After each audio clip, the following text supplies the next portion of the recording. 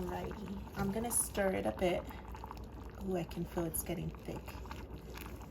And I feel like it's done.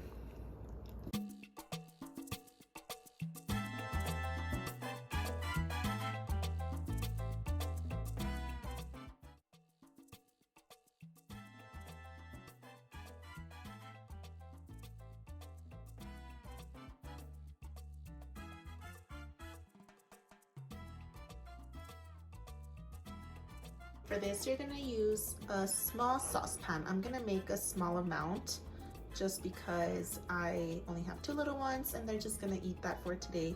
If you're wanting to make a larger amount, then you can use the whole package. I'm just gonna use half.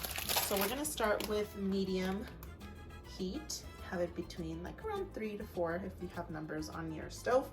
And this is a small saucepan. I'm letting that heat up. I'm now going to add 1 tablespoon of your favorite vegetable oil or avocado oil. I'm using avocado oil. Olive oil is fine as well. And I'm going to make sure that it gets a little heated up.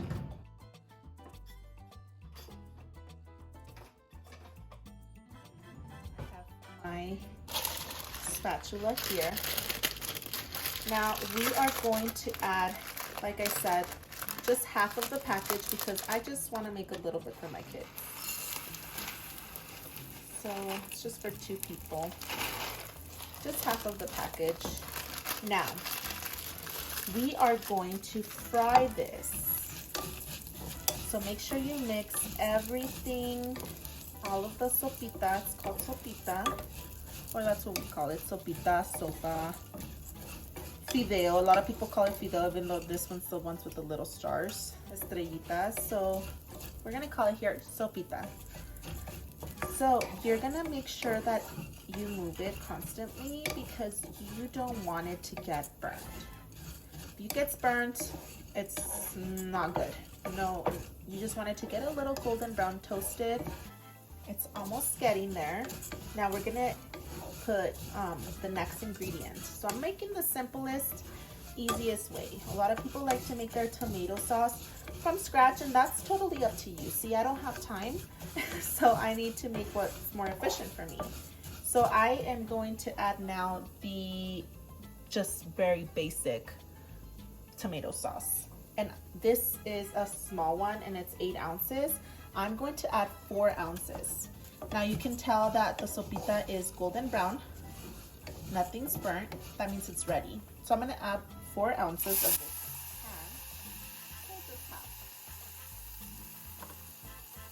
Okay, now we're going to mix it. I'm going to mix it and I'm going to cook the tomato sauce with it for a little bit. It's going to get a little bit thick. I just want it to get incorporated in there. Okay. After that, I'm going to use my chicken broth. The same as the tomato sauce. This is the chicken broth that I use. I get this from Costco. You can use homemade chicken broth if you have it. Sometimes I have it if I boil some chicken. Sometimes I don't. But this is what works for me. And it's pretty easy. Now, this one says for every cup of chicken broth, you can add a cup of water. So we're gonna do that. I'm gonna add 1 cup of chicken broth, and I'm gonna add 1 cup of water. So a total of 2 cups. Okay. You want it to be a little bit stewy. You don't want it to be too, this is not arroz, this is not white rice. The consistency, you don't want it to be too dry. So I want a little bit of the broth, right? So I use 1 cup of chicken broth and 1 cup of the water. And you're gonna mix. Now we're gonna add our seasonings, right? Some people like to put onions, pepper, garlic. I'm going basic and simple. I'm gonna add just a pinch of of salt. A pinch of salt. Now I have here my favorite, better than bouillon. See, now better than bouillon is better than bouillon, clearly. I'm gonna do it to taste. I'm gonna add 1 tablespoon at a time because I did add that sprinkle of salt. I'm going to wait for that to dissolve. I'm gonna get a spoon because I wanna taste it. And I still have the heat going. Gonna make sure that, oh, there's still some. So I'm still mixing. It's dissolved. We're gonna do a taste test. I'm gonna taste and see if it's to my liking of salt. I feel like it needs half a tablespoon more. That's just me. I don't wanna make it too salty. My parents and my grandma always say you can always add more salt, but you can never take it out. We're done. We're going to wait until it comes to a boil. So I'm gonna put the heat up to medium to high. We had it medium to low below before. So we're gonna do a little bit higher, not too high. I wanna bring it to a boil. Once it comes to a boil, you're gonna put the lid on it and you're gonna lower to a simmer, 10 to 15 minutes.